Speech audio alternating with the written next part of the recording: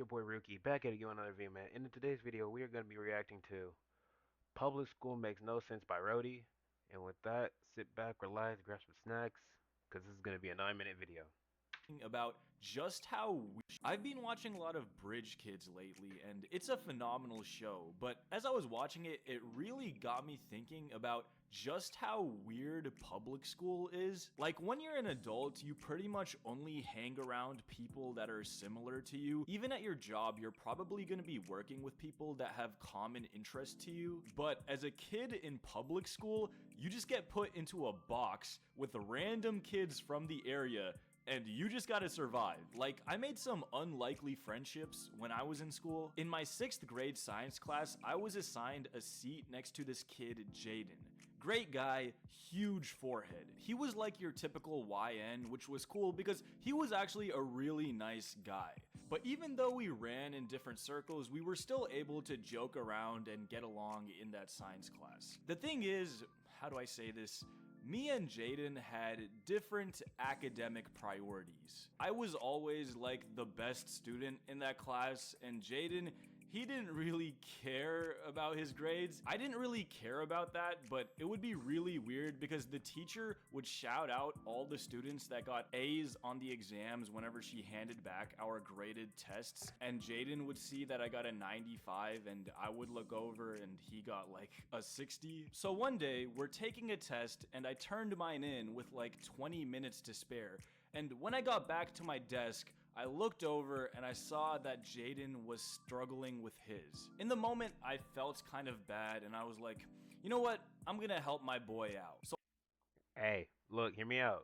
You got to stick up for the homies, though. W mans. I started nudging him and was like, hey bro, that one's C, the next one's B. And I was like covertly giving him the answers. He was low-key doing too much. He was like, oh snap. I was like, bro, chill. The teacher's gonna hear us. Fortunately, we didn't get caught. He turned in his test, and when the teacher graded it and handed it back and shouted out everyone who got A's, sure enough, there it was, my name and Jaden's name at the top. Jaden was very grateful that I helped him during the test because he was at risk for failing the class. He was so grateful, in fact, that during the next test, he started nudging me 2 minutes in, like, hey bro, what's the answer to 2? What's the answer to 4? I was like, this is not a recurring thing. I was doing you a favor for the one test because you were struggling. This is not a subscription service. But yeah, only in public school can you make weird, random friendships like that. Like, the next year in 7th grade, I took orchestra. I played viola, and if I played in orchestra. I hated it. I played violin. Never ever again will you catch me touching a violin. My best. you took orchestra, you know that there's only a handful of viola players in every class. In my class, there was like 8 viola players, and one of them was this 8th grader named Marco that somehow became my friend. Orchestra was full of the biggest nerds ever, and I didn't really fit in with the typical orchestra nerd, so I just gravitated towards this guy Marco because he was so fascinating to me. First off, he was on the football team, so we already bonded about sports. Second off, he was dating this girl Alexis in my grade who I thought was pretty cute, so that gained him aura points with me. But it would get uncomfortable because she was also in that orchestra class and they would always be cuddling in the back of the classroom. Anyways, Marco would drop the craziest lore on me randomly. He lived in this apartment complex close to the school where a lot of students lived, and he told me they just had a fight club in the apartment complex where kids would literally just fight each other, and he would just show me videos of him beating up some dude. Marco was a chill guy, but he was not someone you would want to mess with. I mean, he was enormous. Like, imagine Tony Gonzalez if he was 14. He was also like the horniest guy I've ever met. Like, he would always talk about how he wanted to crack our orchestra teacher. We'll call her Miss Par. She hated us, by the way. She didn't even really like the orchestra nerds. I don't even know why she was a teacher. She was pretty thick though. That class was Look, she was just getting to the paycheck, man. I can't even blame her. I respect the hustle. Was actually a joke, bro. One time Miss Parr tried to catch me slipping. You know how teachers will call on you to answer a question when you look like you're not paying attention to try Facts. to embarrass you in front of the class? Well, one time she was asking questions and I was randomly stretching and she was like, "Rowdy, how about you answer the question?" She was already in a bad mood like she always was, and I was like, "I didn't raise my hand, I was just stretching." And she said, "I don't care, you're clearly not paying attention, now answer the question." The thing is, I was paying attention, so I answered it correctly, and she was clearly flustered because she wanted me to fumble in front of the entire class. And it's like, seriously, that's how you're gonna get your joy for the day, by trying to embarrass a 13-year-old? Also, this has nothing to do with the video, but there is a couple that lives right above me, and they are getting freaky right now, and it is very loud and very distracting. Hey yo, what the fuck? What I want to hear right now.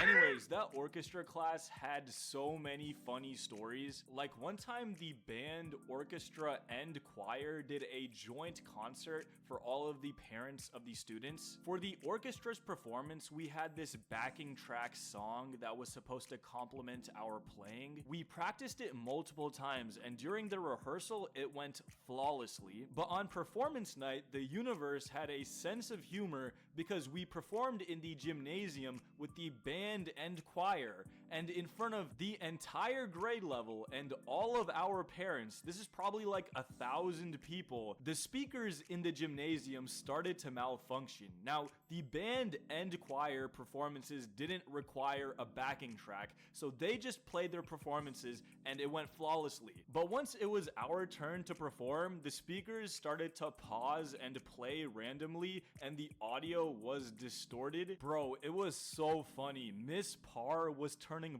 bright red. She was heated. I was trying so hard not to laugh because all of the choir and band kids and all of the parents were just kind of staring awkwardly, not really knowing how to react. I remember Miss Parr storming off her podium as soon as we finished our performance, presumably to eviscerate whatever sound engineer was asleep on the job. That class almost doesn't seem real. But you know what is real? My new Instagram. Yes, I have a new Instagram. Go follow it at RowdyLOL. I just posted my first post, and I'm going to be posting there regularly, so you're not going to want to miss it. I'm going to be posting everything from fit pics to mini vlogs to inspo ideas and funny content. It's going to be a new method for me to interact with you guys, so if you can, please go follow. Again, it's Go at follow him. RowdyLOL. Now back to the video. Go follow When him, I was chat. in 6th grade, I did a social studies project with my friends Ben and Eugene about Italy and its culture and history.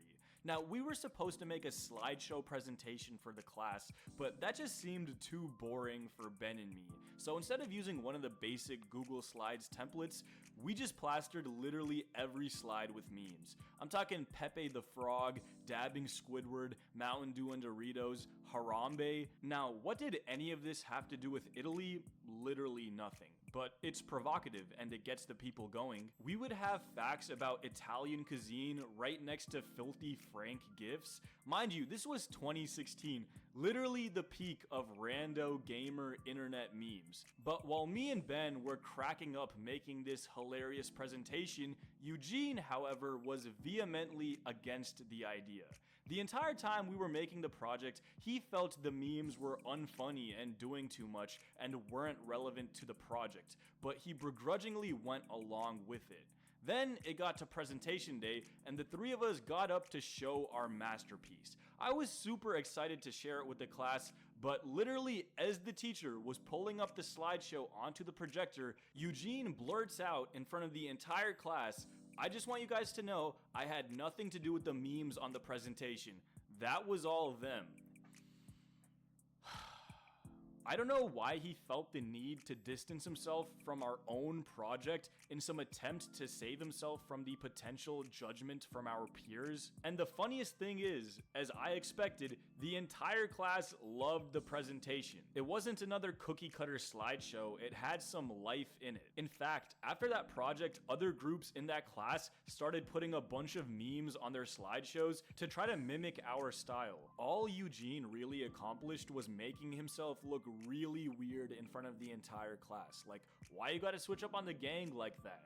Public school has got to be the most accurate reflection of the youth of a community. And I rant about school a lot, and there are a lot of pointless things in school, but I'm truly grateful for the weird experiences and strange people I met in my time at school. Let me know your weird experiences about public school in the comments, and again, please follow my new Instagram at RowdyLOL.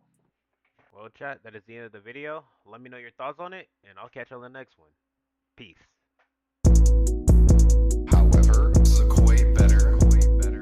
I want your bitch to be my little buddy. I want your bitch to give me some credit. I want your bitch to tell me she love me. I want your bitch to come put it on me. I want your bitch to come twirl it on me. Cause my pockets are fat, really poor. She fuck with Sequoia, nigga, I'm great. Nigga, I'm banded up like a mummy. She fuck with Quay, nigga, I'm straight. She not the only little bitch that can hold me. Yeah, I'm still living my life, so I cannot be with you one and only.